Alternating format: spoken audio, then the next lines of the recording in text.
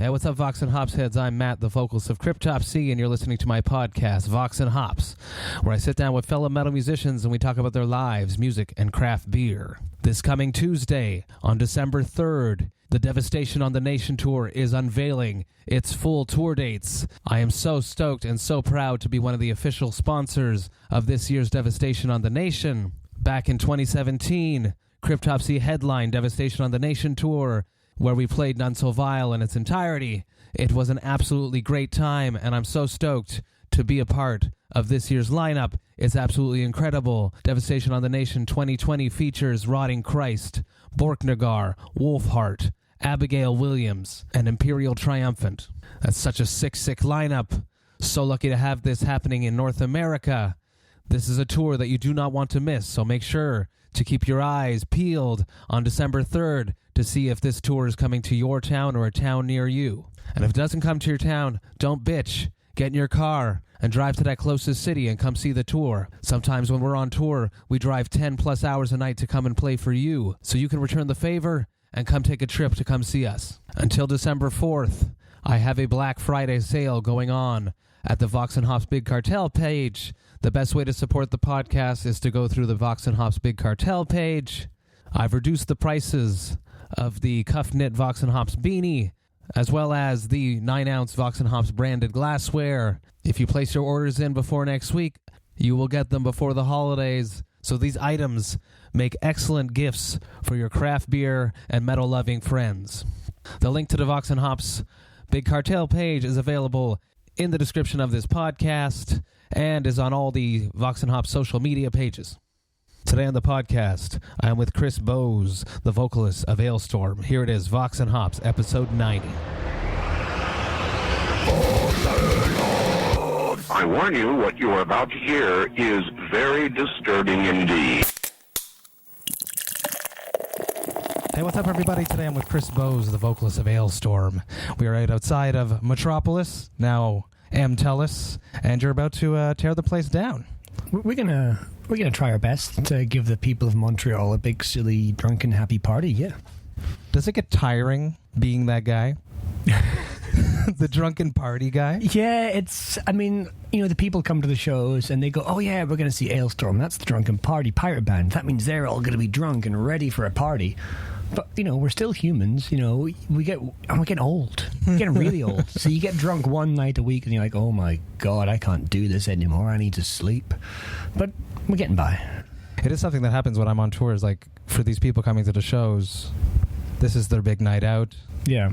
They're coming. They've saved up for it, hypothetically. They got their beer fund, and they're going to go out and have a good time, and they expect us to go with them.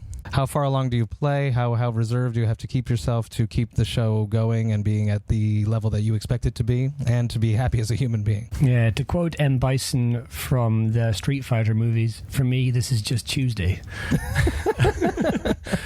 That's one of my favorite lines. Anyway, but yeah, it's we try our best to, I mean, we're fun people. At least I like to think we're fun people. I think I'm all right.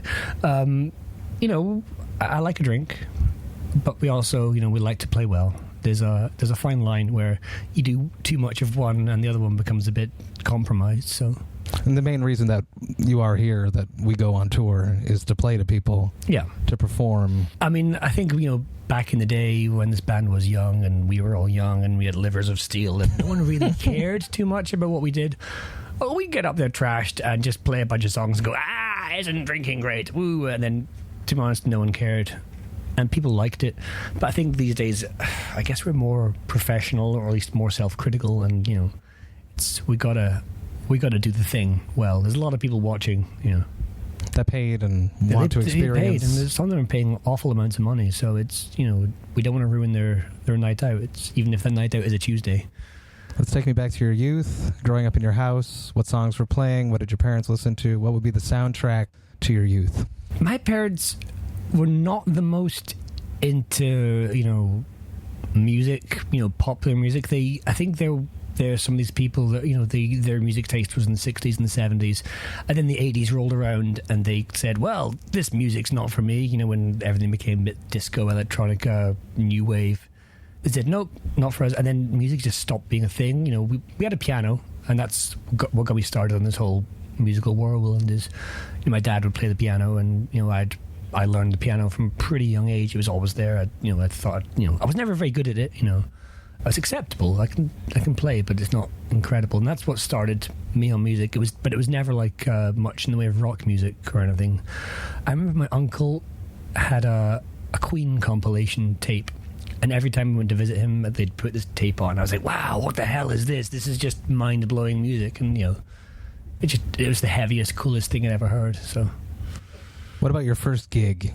Do you remember your first gig before Alestorm, before that first time? Watching a band? Yeah. It was... I went to see Rick Wakeman. Yes. From the band Yes. Yeah, of course. Yes, Yeah. exactly, yes. Doing a solo show in my hometown, Perth. I was in this big City Hall theatre thing. We just sat... I think I was me and my friends were the only people under 50 there. And... it was him doing solo, and they had this singer who I later found out was this guy Damien Wilson, who sings in the band Threshold. Okay, no. It's like it's a prog metal band, and he was the singer, and we were up on the balcony, and we were like, again, say the only young people there, and he sort of was on stage. It was one of these very long Rick Wakeman instrumental songs, and he was just sort of standing there on stage, just thrusting a little bit. So then he saw us. We were the only people reacting, and then he sort of going, "Oh my god, music!" So then he came up on the side and just stood on this balcony in front of us and thrusted in our face, and that was very strange, being thrusted at by this guy, by an older man. But it was very, it wasn't horrendous. It was just like, he was like, yeah, and we were like going, this is weird and cool, whatever. But then that was my first gig. But the real proper first metal gig was I was a massive fan of the band Balsagoth from England, big crazy symphonic black metal orchestra, nonsense keyboard band, and I went all the way down to England to Bloodstock Festival. It was the second Bloodstock Festival, back when it was a little small indoor thing. It's a bigger thing. It's one of probably the bigger ones in England these days. But back then it was a small thing, the pub. Well, large venue, but and I saw Balsagoth, and it was just the best thing, and I loved it, and it was just my favourite thing I'd ever seen at the time. I just couldn't believe how good it was, and that's what really got me on the whole, wow, you can play keyboards in an extreme metal band. That context didn't exist to you before. No, but because back then, before that band, my exposure to heavy music had been things like just the usual new metal-y nonsense and so on and so forth, and I didn't think there was such a thing as keyboards. There was no place for it, yeah. No, I didn't realise, wow, I've got a role in this world. So, that's what got me doing this as a band. Rabbit hole, yeah. I was going to ask, because of being from Perth, it's a small city, there was no big shows coming through. You always had to travel. So you had to be a huge fan of a band to buy those tickets, to get the lift organized, and to make your way there. Yeah, even these days in Scotland, it's very much a forgotten about corner of the touring circuit. It's... especially a lot of the big European bands, they think a UK tour means going to London, and that's it. Yeah, or hitting like Glasgow and on the ones that even make it to Glasgow, like when you're a kid, and Glasgow's like, especially I know in America and Canada, driving's a thing you do in your sleep, but in little old Scotland, people don't go far. 20 miles is a long way, and so just arranging transport to get to Glasgow and back is just beyond what I could have achieved, so we just missed out on everything. Vox and Hops is all about hanging out with metal people, drinking some craft beer. Today we're drinking Le Saint-Bock's Malediction. It is a milk stout with cacao and vanilla. It is one of their classic stouts. If you go to the pub, they serve it with a roasted marshmallow, which is Does it awesome. just like sit on top of the beer? Yeah, and then you eat it at the end. That sounds kind of fun, doesn't it? It's delicious, actually. It's creamy, it's good, it's malty. It smells like chocolate. I'm glad you picked a stout, because I am definitely not one for the bitter sort of, hoppy sort of beers. I like a malty beer. I figured. That being said, are you a craft beer enthusiast? Feeling honest, for the most part, no, not really. When I drink beer at home, we tend to drink German Weiss beers. I find like a lot of American breweries, Canadian, North American breweries, it's really where the whole craft beer thing is centered. They don't do Weiss beer right. It just doesn't taste the same as the German ones. It's always... Everyone's trying to get too adventurous with like orange and cardamom and mad flavors. I just like a classic German Weiss beer. The pure ingredients. Yeah. Having toured Europe and stuff, when you do fall into those pure beers, you can drink a whole bunch of them. You wake up the next day, you're a little bit thirsty, you have a bottle of water, and then, okay, I'm good to go. Yeah. Versus a night of craft beers. You would not want to have a night of drinking 10 of these or something. No, that might be a mistake. They actually have a double Malediction, which is double the percentage. I think it's up to. This is a 5%, so it's nice and smooth. I think that's all it needs. I don't think beer needs to be strong. Especially look at a lot of the like English style ales, the ones they pump, and yes, exactly. They're like 3.5% alcohol, and it's great, you know. But they're meant to be drank all day. Oh yeah, that's what they were invented for. Yeah. Let's talk about your first experience with beer. My first experience with beer. Being from Scotland, I can imagine it was in a pub with your parents. Everyone that I've interviewed from the UK tends to have that story, which is very different from the American story where they had to go out and sneak and drink it. So let's see what yours is. Well, interesting story. When I was younger, I was a little bit of a hardcore kid. Really? Okay. And as we all know, what goes with hardcore, everyone who thinks hardcore is great thinks that drinking's wrong, and you know, it's just the way it goes. It's part of the scene. Like, if you like metal, you grow your hair and wear black clothes. If you like hardcore, you don't drink. It's just one of these things. And I was really into like New York hardcore bands. Like, my favorite band was, again, this was like just before this whole metal thing kicked off for me. My favorite band was a band called Cause for Alarm. Good NY hardcore band. Anyway, and so that was me, and I sort of get stuck in my ways. And even when I sort of, you know, got into metal, I sort of, you know, I never quite got into drinking. I was like, I don't know about that. And I went off to college. Actually, just before I went to college, I started this band we originally called Battleheart, before we were called Alestorm. And, you know, we had this song, you know, we like from the very start, the lyrical themes were pirates and drinking. And I didn't drink at all. It was just an idea that you enjoyed. Yeah, and I just liked writing the songs, you know. I was writing this song called "I Want More Wenches and Mead," and I didn't know what mead tasted like. I just knew it was a thing. So I was writing these songs, and I started thinking, I should probably. I am in a band that sort of sings about this stuff. Maybe it's, you know, might want to see what it's all about. And it was in my second year at college, you know, university, whatever you want to call it. And I was like, you know what? Screw this. I'm gonna have a drink. Really? Yeah. And so I'd go to bars with my friends. I'd just have a Diet Coke, whatever, and they'd all drink. And I was like, hey, my name was called, this guy was called Michael. I said, hey, Mike, I think I'm going to drink. He's like, really? So he bought me my first pint, and it was this beer called Worthington's Cream Flow. It's one of these English cream ales where it's kind of like industrial stout, I suppose, with this weird something about it makes it very velvety. And they pump it on nitro, probably. Yeah, it's a very obnoxious head on it. And that was my first pint of beer. And I was like, great, cool, I'm drinking beer now. And then I think went out the next night, and obviously, like I say, at this time, you know, I had a song called Wenches and Mead. It's like, right, you know what? I know there's a store in town, they sell mead. I'm going to buy a bottle of some fancy, nice mead. I bought this bottle of mead, and I drank about a quarter of it, and I was the most drunk man off a quarter of a bottle of what's basically wine, and I was just off it. And I was like, this is great. And of course, you know, wake up the next morning, you don't get a hangover if it's your first time drinking. You're like, oh my God, this is fantastic. Drinking's amazing. I'm going to just do this always. And then, you know, obviously, as we grow and get older, the pain ensues. Yeah.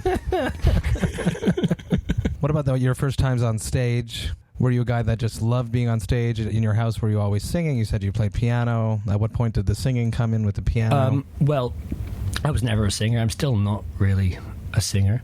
And again, back when this band was still called Battleheart, I was just the keyboard player. Really? Keyboard player and songwriter. And it was like me and my friend Gavin, who was at the time the guitarist. We were sort of the guy. It was kind of like a studio project kind of thing. And it was just me and him. And we sort of assembled a vague sort of lineup. And we got this guy we knew who could sing. I used to play in percussion in an orchestra, and I knew this guy who liked a bit of rock and metal and could sing a bit. And so we recorded this instrumental demo and said, okay, you can do some vocals.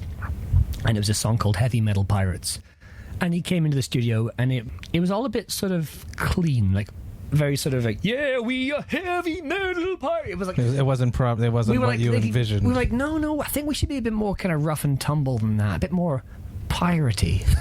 So I said, how about you sing it like this? And I took my went, we are heavy metal pirates, like real fucking going extreme with his accent.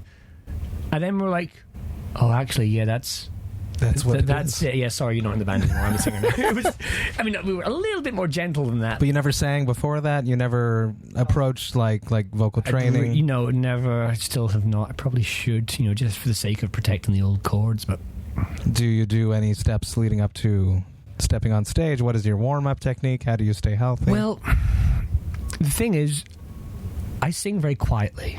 Okay. It's all in the microphone for me, really. So it is not a strain on my voice. I mean, obviously in the studio, when we go to the studio to record, I really belt it out, and I just deal with the pain. But on stage, I could do it forever. Wow, that's awesome. Yeah. You've hit your little niche.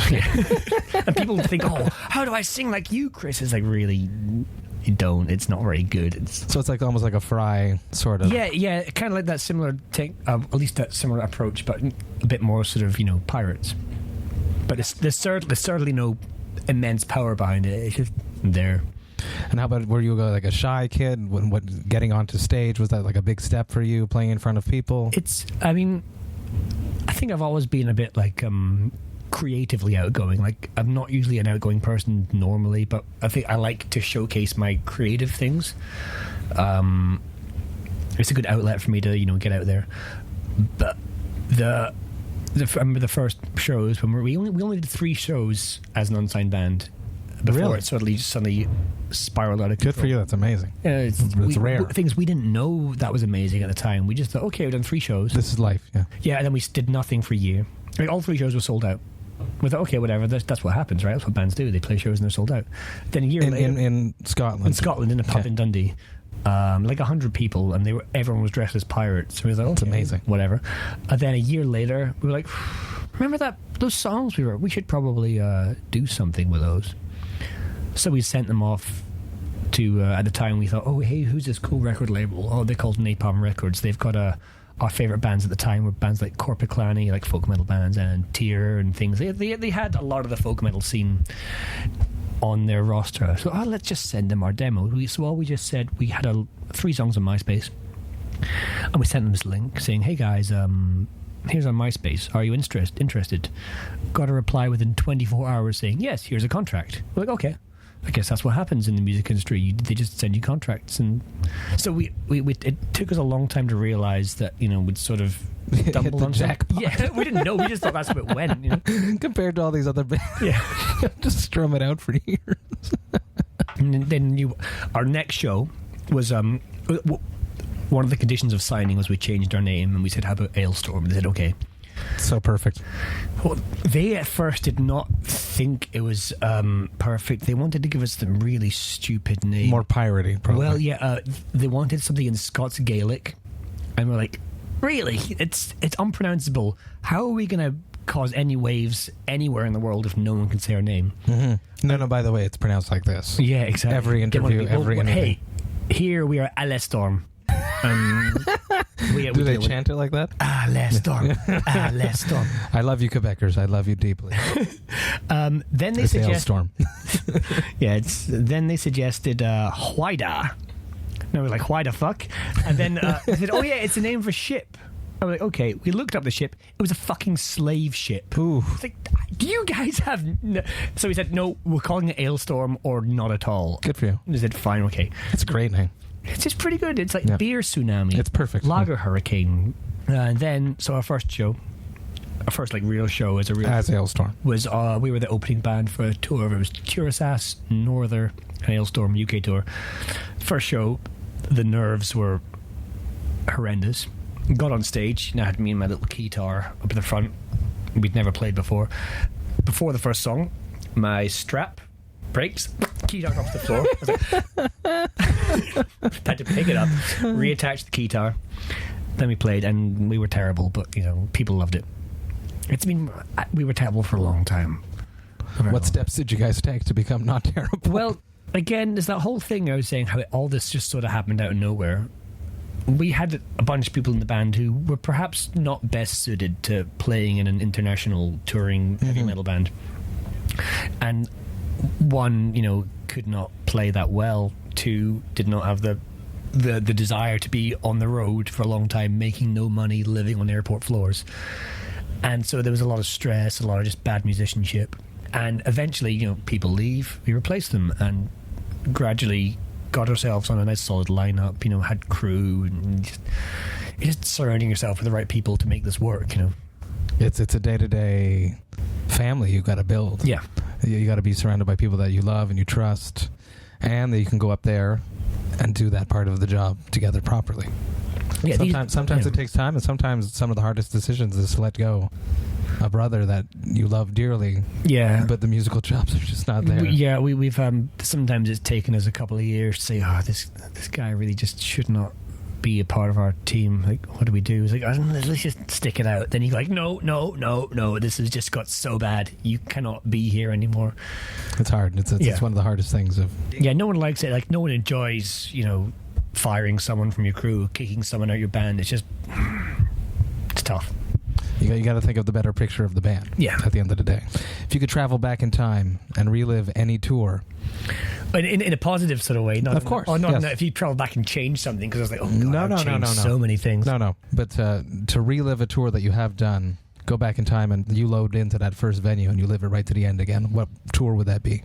Because of the lineup, because of the people, the parties. I feel like at this time we were not very good at all. But Pagan Fest Europe 2009. There was us. There was Swashbuckle, the New Jersey pirate grind band. There was, I think, Korpiklani. There was Unleashed, Swedish death metal band. What a random lineup. Yeah, I was going to say. Yeah. And this German band called Die Apokalyptischen Reiter. And they're big in Germany. And that was just the most fun. We had the silliest time on tour. Like, it was one of these big package tours. Like, package tours are still very common in the States, but they're not quite a thing anymore. In Europe, it's often just like headliner support. So you don't get a thing where everyone's in it together, just like, yeah, whatever, we're all on tour. There's no real hierarchy. You're sure you play last, but you still answer to the guy who runs the tour. Mm-hmm. It was a nice, just insane party. Just so much fun and stupidity and drinking and no consequences and just fun. And like, we didn't feel like we had to play too well because again, we were like third on a bill of six. It didn't matter. At what point, I know you guys are not there in that anymore, but did you feel at a time that you guys were like trapped in being on tours with theme bands? How did you get yourself out of that? There's been the whole pagan metal folky dress up in a tunic and play the tin whistle scene was it didn't take a genius to notice like 5 or 6 years ago that whole thing was dying. Mm-hmm. The whole thing, like there was absolutely a big boom of that. Like maybe, basically, I guess that's why we got signed, because then at the time our record label thought, wow, yeah, guys who have a theme and a tin whistle and the bagpipes and any of that la-di-da heritage folky nonsense, that's the next big thing. So they just, all over every festival bill, these things. But it got stale. It got real stale. Like, all those Pagan Fest tours are gone now. They don't do them in the States. They don't do them in Europe anymore. Most of the bands are not as active as they used to be. Yeah, there's a band like Churasas, who are one of these big headliners. They've not done an album since 2013. Fintroll haven't done an album since 2015. Elevati, they still keep going, but they've sort of morphed a bit towards that Melodeath sort of sound. Absolutely, yes. I saw them a few weeks ago. Yeah, it's. I guess they probably talk less about their pagan heritage, brothers, ancestors thing, because it was one of these weird gimmicks, that worked for a while, and we just had to, it's one of these things you gotta, like most of these sort of gimmick genres, a couple of people rise to the top and the rest get forgotten about. So we thought we had to get out of there. We had to leave that thing. So that's sort of why we became a bit stupid, a bit sort of just dumb party music. We really tried to de-emphasize any sort of "Ahoy, my pagan Scottish pirate ancestors" element. That was, one that was never really part of us. We were never serious about that sort of stuff. It was just we had a few violins here and there, but obviously we still have violins and accordions and whistles, and we've got even hurdy-gurdies on the music now. But it's primary focus is party. It's fun. It's fun music as opposed to worship your ancestors music. Correct me if I'm wrong. I honestly, back in early 2000s, thought about forming a pirate metal band. I'm not joking. Really? Because I wanted to have a plank that the crowd would... Have you ever... you going to... the stage diving plank? Man, we've always wanted to have the stage diving plank and just get the hottest bikini babe in the audience to come up stage, and we have these water pistols full of soap. I don't know, just real dumb sort of spring break party shit, but pirate themed. I just feel like it just sounds like a legal liability to me. You think, that could be cool, but then where were we last night? We were in Ottawa. No, we had a day off. We were in Moncton, New Brunswick the night before. And I just heard for the show, by the way, no walls of death. I was like, okay, shit, thanks for that. It's one of these venues, if you say the word wall of death, boop, power goes off. Really? Okay. Is that something that you do call? Oh, yeah, it's, it's, again, compared to a lot of the happy-go-lucky, twee, folky metal bands, we try and be a bit more, I think we're quite punk. And a lot of because a lot of the are contemporaries at a lot of festivals we end up playing these days is in Europe mostly.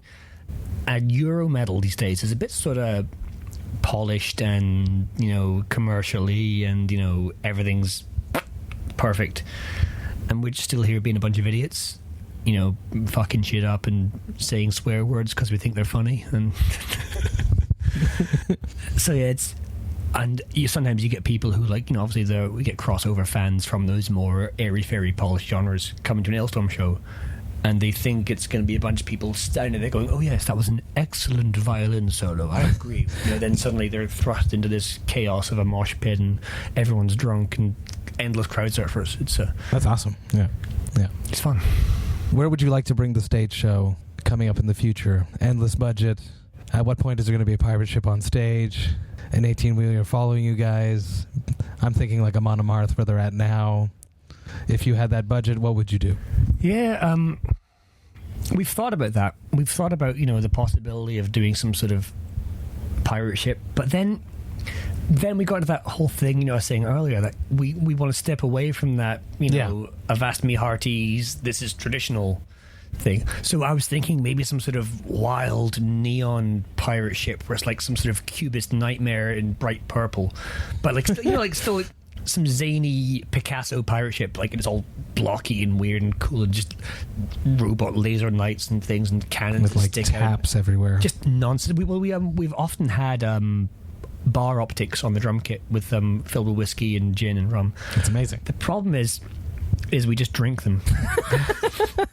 And then it goes against that wanting to perform. Yeah, it's like, I'm a wee bit thirsty. There's just this bottle of whiskey upended with all you have to do is get your cup and go push it up into the thing, and then it's like, this is too easy to get drunk. So we started. I think they're just props now. We still do it, not on this tour, but we do it sometimes, and we have these whiskey bottles and rum bottles. It looks like the back of a bar, but I think it's fake now because we just can't handle the drink. But yeah, silly stage shows. We have this problem that we play in too many countries. We just we say yes to everything and everywhere we go, and we're all over the world. And we want to put on the good show everywhere. Mm-hmm. You can't fly it everywhere. You can't fly an 18-wheeler. I know exactly what you mean. So right now we're all about being very creative with scrims and a giant inflatable duck. Really? That is our current big gimmick, is a duck. It was actually a couple of years ago. 2016, we did this tour supporting Sabaton, and they have a giant tank on stage. And we were like, okay, right, they have a tank. Well, we need to sort of look cool next to a tank. So we, what can we do? We went on Amazon. We found this 8-foot tall inflatable duck. Thought that'll do. Stick that on top of the tank. People loved it. People went absolutely batshit crazy. It was just the biggest thing. People loved it so much. You know, like, oh, we want the duck. You know, anytime the duck would come out, the crowd would go wild. We're like, yes, this is our thing. Who needs to have a stage show when you can get this duck that folds down literally into, like, you know, a briefcase and, you know, the perfect stage prop. So I thought what would be even better is at the end of the show, we'd throw the duck into the audience. And people could ride it. Oh, well, it was huge. They just sort of bounce it like it's, you know, it's taller than a human. Oh, amazing. And so they just throw it out. And you'd get these fantastic photographs of pro photographers, and you'd see this crowd, and just somehow there's this duck frozen in midair. Like, what is going on here? So we did that. Obviously, then the duck would get destroyed. We'd buy a new duck, yada, yada, yada, yada. In the long run, it was in the average price of buying, you know, compared to buying an 18-wheeler and things, it worked out pretty cheap. Great stage show. The duck supplier, it was just some inflatables company.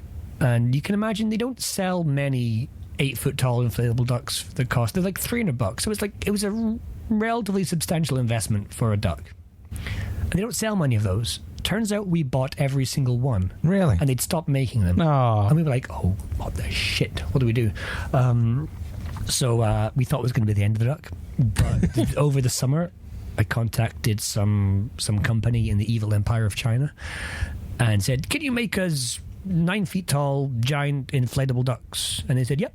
We'll buy a pallet. Well, the thing is, these ones are great. They've got eye patches. It has the Alestorm logo across the duck's chest. It looks like a real proper pirate rubber duck. I think we've done a reverse Spinal Tap. And instead of getting a really small Stonehenge, we've got a really bigger than we thought. They are huge. And they weigh 30 kilograms each. Holy shit! No longer do they fit into a little briefcase. It's like a suitcase. It's about chest high. It's a chest high sort of like army sack. Really? It's huge. So it's. But you can still travel with it. Thankfully, it's just under the maximum weight limit to bring on a plane. So, but it's great. That's going to be our. So that's our stage show saved. Unfortunately, we cannot throw them into the audience because you would crush them. We would kill somebody. Yeah. At what point, or have you already made an Alestorm beer? Not necessarily to sell at shows, but like at a bar or... You know, that's something we've been very wary to get into.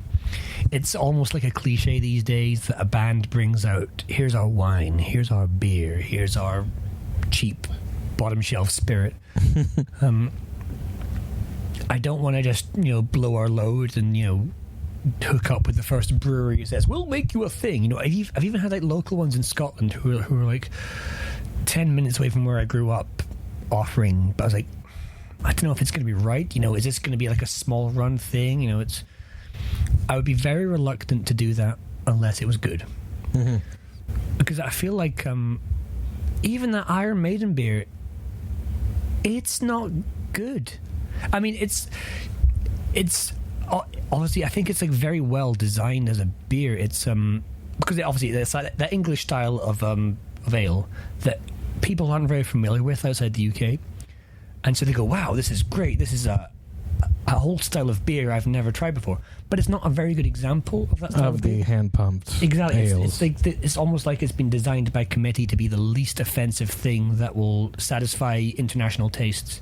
You're probably absolutely right. Yeah, but I fully believe that it's not a, you know, it doesn't challenge the palate in any way, and it's not a complex or a well-made beer. It's almost like the industrial level of craft beer. That's true. That's weird. But obviously, because of the branding, you see people going nuts over it. They have 2 or 3 of them now, I think, even. And I don't like bullshitting people. I don't like you know, presenting an image that's fake, you know, for the band or anything. You know, we don't go like the whole thing. We don't go say, yes, we are true pirate warriors. We're just a bunch of lads who think it's funny to say yo ho, and that's how we present ourselves. And I'd feel very disingenuous selling a product that you're not stand behind. Yeah, I'd be like, yeah, it's just some shitty beer. I don't know. If you were in control and you could make the beer, what style beer would it be, and what would the name be? Well, my favorite beer. So I assume I'd probably going to replicate my favorite beer because that's the thing I could stand behind the most. It's a Belgian beer from the Castile Brewery. It's called Castile Rouge, and it's a brown ale that they flavor with cherries. So it's not like a classic Creek beer. It's heavy and dark. It's about 8 or 9% alcohol, and it tastes a bit like syrup, but like it's cherry syrup beer. It's malty. Yeah, it's malty, and so it's not like a weird. It's not sour or anything. Yeah, as opposed to a creek. Yeah, but I feel like that wouldn't market well. It's definitely not a popular thing. But I would just obviously the obvious first thing to do is just call it Alestorm. Absolutely. We actually got hit up by Brewdog. They wanted to do a thing with us, but then the conversation got weird, and it turns out they didn't want to make us a beer, and they just wanted us to play their AGM. I was like, no, I don't want to play a concert. I just want alcohol. Yeah. Shout out to Brewdog. Yeah. I like Brewdog. The good beer again. It's a Scottish thing, isn't it? I believe you are right. Yes. It's a lot of good things coming. I like how there's like franchises popping out throughout the UK. So when I'm touring there, I can go drink some craft beer wherever I am. Yeah, and they're like one of the first in the UK to really embrace that North American style of craft beers. It's from the atmosphere to everything about the pubs. Yeah, it's good. I like it. But Chris, thank you so much. Taking some time. I've had a lot of fun sharing a beer with me. This is very Cheers good to Alestorm. Cheers.